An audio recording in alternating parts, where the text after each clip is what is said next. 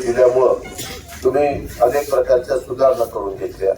त्याच्यामध्ये शेवटी किती सरपंच उपसरपंच गावातल्या प्रमुखांनी ठरवलं की या गोष्टी करायच्या. बाजाराच्या संदर्भातले ओटे बांधायचे, रस्ते चांगले करायचे, पिण्याचं पाणी द्यायचं, लाईटची व्यवस्था करायची, मूलभूत ज्या गरजा असतात त्या ठिकाणी द्यायच्या. तरी त्याला निधी लागतो. माझं एवढंच म्हणणं असतं की तो निधी देत असताना तो निधी सरकारने लागला पाहिजे. पाठीमागच्या काळामध्ये आपल्याला ग्रामपंचायतीचं कार्यालय नव्हतं. आज इथं मंदिरात तुम्ही सभामंडप बांधलाय, त्याला एक वेगळ्या प्रकारच्या गावाच्या वैभवामध्ये देखील भर पाडण्याचं काम झालेलं आहे. इथं गरीब वर्ग राहतो, इथं कामधंद्याच्या निमित्तानं नोकरीच्या निमित्तानं जाणारा पण वर्ग मोठ्या प्रमाणावर आहे आणि मागासवर्गीय समाज आहे. सगळ्या जाती धर्माचे लोक इथं पुण्या गोविंदानं राहतात. परंतु करावागसकरांनो, या सगळ्या गोष्टी करत असताना आज आपल्याला पुढं अजून बरेचसे प्रश्न सोडून द्यायचे. म्हणून मी तुम्हाला विनंती करण्याच्या करता आलो. इथं काही माझ्या मायमाऊली बसल्या. आज त्यांना मी लाडकी बहीण योजना दिली, खूप पॉप्युलर झाली, खूप लोकप्रिय झाली. महिला खुश आहे, महिलांना पैसे मिळाले. बहुतेक महिलांना 7,500 रुपये मिळाले ना. काही काही घरात, मी खोटं नाही सांगत, तिथं जात पात देत असं काही बघितलं नाही. 4 महिला असताना आणि त्यांनी पहिल्यापासून पैसे जर घेतले नाही, नंतरच्या टप्प्यात पैसे आले तर 30,000 रुपये त्यांना एकेका घरात मिळाले. जिथं 2 महिला असतील तिथं त्या पद्धतीने पैसे मिळाले.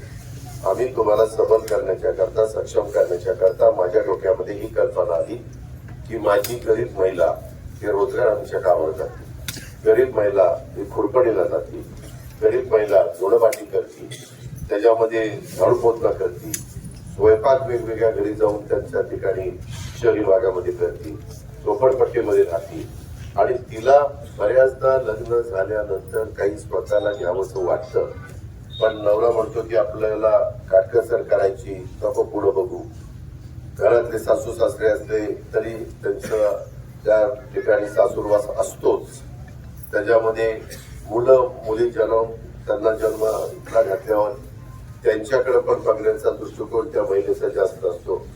सगळीकडे सांगतो, सकाळी लवकर उठायचं काम ती महिलाच करते आणि घरातलं सगळं आवरण्याचं काम पण तीच करते आणि रात्री पण उशिरा झोपायचं काम, कडी लावायचं घराचं काम तीच करते. एवढे कष्ट घेणारी महिला कधी आपण हा विचार केला नाही, पुरुषांनी केला नाही. आम्ही पण त्याला जबाबदार आहे की बाबा हिला कधी करावागच बंद. माझ्या 12 वर्षाच्या मार्केटला आल्यानंतर आपण आपल्याकरता हेच काहीतरी घ्यावं असं तिला वाटतं. पण तिचं मन ती मुरडते, मनाला आवर घालते आणि म्हणते नको पुढं बघू. दिवस तर निघून जातात. पुढं बघू पुढं बघू पुढं बघू, परत पुढं बघून किती वर्ष थांबायचं. आणि म्हणून आम्ही 45,000 कोटी रुपये वर्षाला जाणार आहे, परंतु त्या सगळ्या जाती धर्माच्या गरीब महिलांच्या घरी जात आहे. त्याचं अर्थ चक्र फिरण्याच्या करता मदत होती. त्याच्यातून छोट्या मोठ्या दुकानाला एक धंदा मिळतोय आणि हे सगळे एकमेकावर अवलंबून आहे. त्याकरता ही योजना दिली. मुलगी जन्माला आल्यानंतर 1,01,000 रुपये 1 लाखची योजना दिली. त्याच्यामध्ये मुलींचं गरिबांचं शिक्षण 50% होतं ते 100% करून घेतलं. आता काही मुली मला भेटतात की दादा अजून काही झालं नाही. आता आचारसंहिता संपल्यानंतर त्याची ती अंमलबजावणी होईल. आपण महिलांना पैसे दिले ते आचारसंहिता लागायच्या आधी दिले, दिवाळीच्या आधी दिले. मी आचारसंहिता लागत असताना दिवाळीचे 1,500 रुपये तुम्हाला सेक्शन ठरवल्यानंतर मला देता आले नसते. म्हणून मी मुख्यमंत्री आणि उपमुख्यमंत्र्यांनी ठरवलं की आपण त्यामध्ये 1, 2, 3 तारखेला दिवाळी तर त्याच्या आधी पैसे दिले तर आचारसंहितेचा प्रश्न येणार नाही. आता आचारसंहिता लागली, तुम्ही तुमचे पैसे तुमच्या अकाउंटला आले, बरं मध्यस्थी नाही. कुणीतरी आणून देताना 10-5 रुपये काढून घेतले, 100 रुपये मला ते की एवढे 1,000 मिळतात ते जरा 100 असंही काही नाही. डायरेक्ट तुमच्या अकाउंटला कसे काढायचे, काय करायचे, कुठं ठेवायचे हा पूर्ण अधिकार माझ्या महिलेचा आहे, माझ्या माऊलीचा आहे. या गोष्टीचा विचार आपण सगळ्यांनी करा. पुढे ही योजना चालू राहावी असं बऱ्याच महिलांचं म्हणणं आहे. चालू राहावी का नाही? तुला कुठं मिळतात त्याला पैसे मिळतात त्यांनी सांगा चालू ठेवायची का नाही. चालू ठेवायची म्हटलं तर 20 तारखेला घड्याळाला बटन दाबा मग ती चालू होईल. पहिल्या नंबरला घड्याळ आहे. दुधाच्या संदर्भात जर 7 रुपये अनुदान देण्याची योजना चालू ठेवायची असेल तर तुम्हाला घड्याळाचं बटन दाबावं लागेल. तुम्हाला वीज माफीची योजना 3, 5, 7.5 झिरोची बिल आली ही पुढे चालू ठेवायची असेल तर तुम्हाला घड्याळाचं बटन दाबावं लागेल. हे दाबल्यानंतर महायुतीचे जास्त आमदार निवडून आल्यावर आम्हाला सरकार स्थापन करता येईल. सरकार स्थापन केल्यानंतर पुढे 5 वर्षाच्या योजना पुढे चालू राहतील. आज हा निधी तुम्हाला मिळाला. आम्ही प्रत्येक गावाचा जाहीरनामा काढला. माझ्या करावागजकरांना काय पाहिजे त्या जाहीरनाम्यामध्ये करावागजला केलं काय त्याच्यामध्ये ते दिलेलं आहे.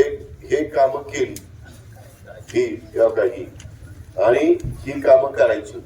ही करण्याच्या कामामध्ये यदा कदाचित गावकऱ्यांनो मायमौली आणि बांधवांनो कुठलं राहिलं असेल हे काय अगदी हे जसं तसं होणार तोपर्यंत पुढचं होणार नाही असं नाही. जे तुमच्या फायद्याचं असेल, जे गावच्या विकासाचं असेल, जे गावातल्या जास्तीत जास्त लोकांना मदत करणार असेल त्या कामाला आणि त्या बाबतीमध्ये प्राधान्य देणार आहे.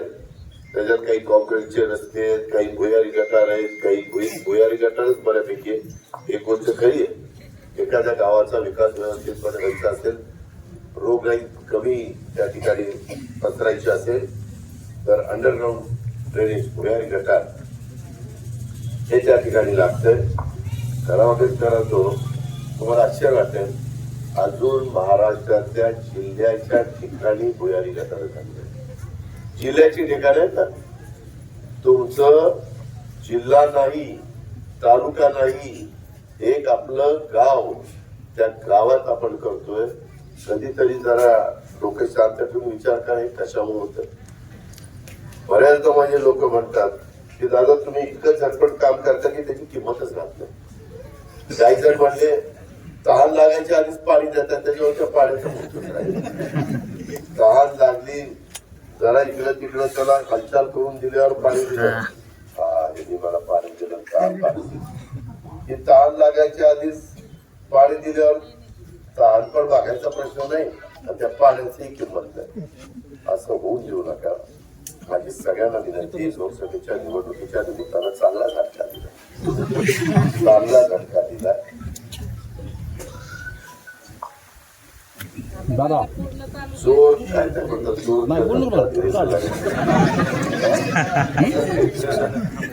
जोर का झटका दिलेचं बघा. आता तसं काही होऊन देऊ नका. आता मी तुमचं प्रतिनिधित्व करतोय. गावच्या पुराव्यांचा राग माझ्यावर काढू नका. गावच्या पुराव्याचं मी असं वागायला सांगत नाही. त्यांनी चांगलंच वागावं पण हे चुकीचे वागले ही अजित पवारचे लई पुढं मागे करत होते. आता अजित पवारला दान करायचं उभं राहिल्यावर त्यानंतर काय दान करायचं काय करायचं बाबा तू माझं काही म्हणणं नाही. पण तो राग किंवा तालुक्यातल्या पुढाऱ्यांवरचा राग असेल तर, नसेल तर सोडून द्या. पण तो पण असेल तर तो मला काही काढू नका. ही माझी तुम्हाला हात बांधवांना विनंती, माझ्या सगळ्या सहकार्याला विनंती. काम करताना 100% करावागजकरांना कामं होतात अशा परंतु आम्ही मनापासून ती कामं करण्याचा प्रयत्न करतो. काम करताना जात पात भेदभाव धर्म काही बघत नाही. त्या माणसाला मदत होती ना, त्या गावाला मदत होती ना, त्याच्यातला गावचा प्रश्न सुटतो ना, ही आमची त्याच्यामधली भूमिका असते. आणि म्हणून हे एकदा आपण समजावून सांगावं. त्याकरता तुम्हाला एकदा विनंती करावी. आज उद्याच्याला आपली नेहमीसारखी सभा आहेच. कुठे ठरली हो सभा? राजवर्धन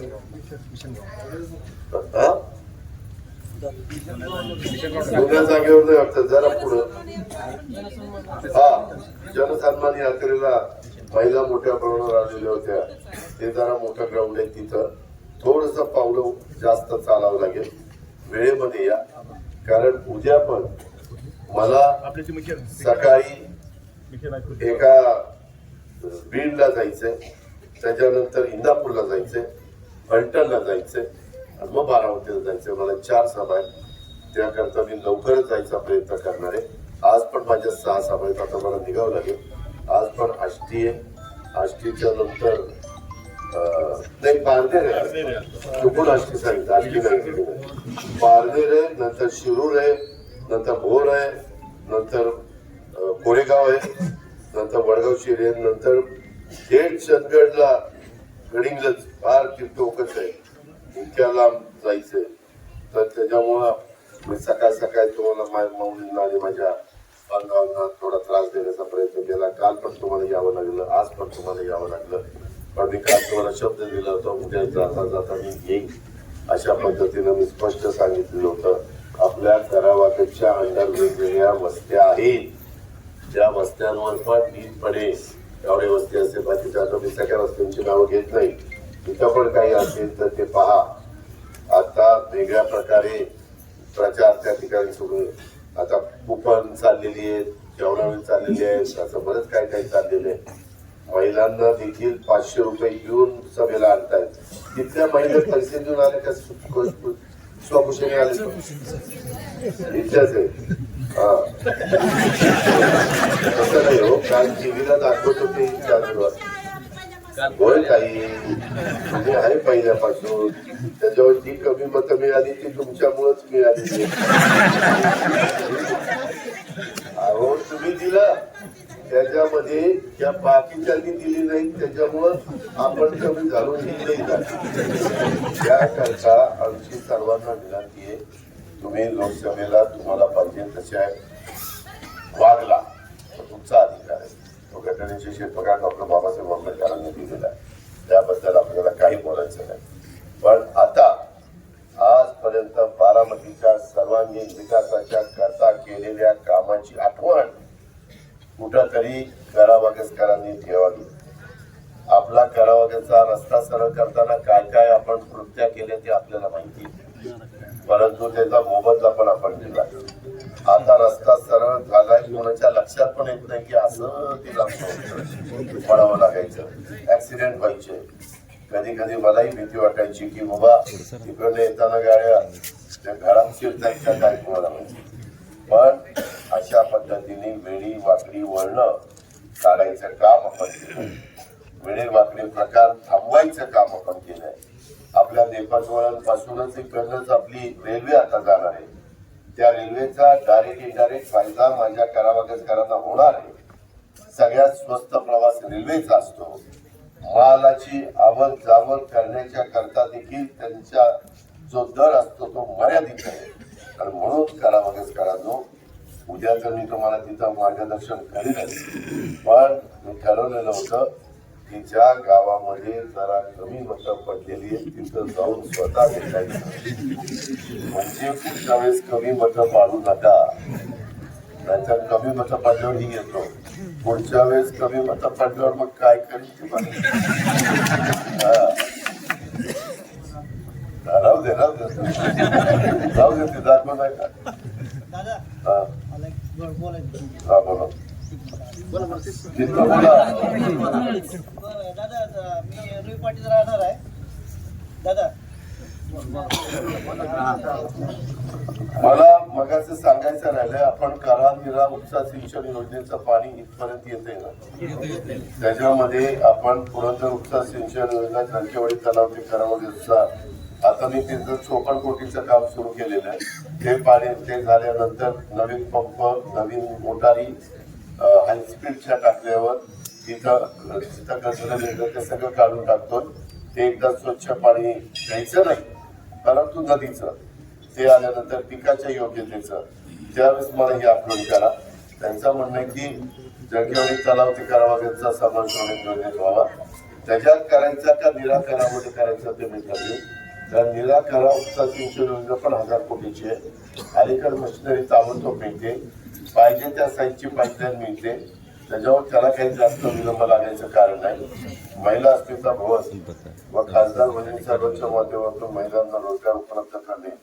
आता वहिनी साहेब आल्यानंतर वहिनी साहेबांना सांगा, मी पण त्यांना सांगण्याचं काम त्या ठिकाणी करतो. वहिनी साहेबांना सांगा करावकरांनी तुम्हाला कमी मतं दिलेली असतील तर तुम्ही पराभूत झालेला असला तरी देखील राष्ट्रवादीनं राज्यसभेवर तुम्हाला घेतले म्हणजे तुम्ही खासदार झाला आहे आणि आम्ही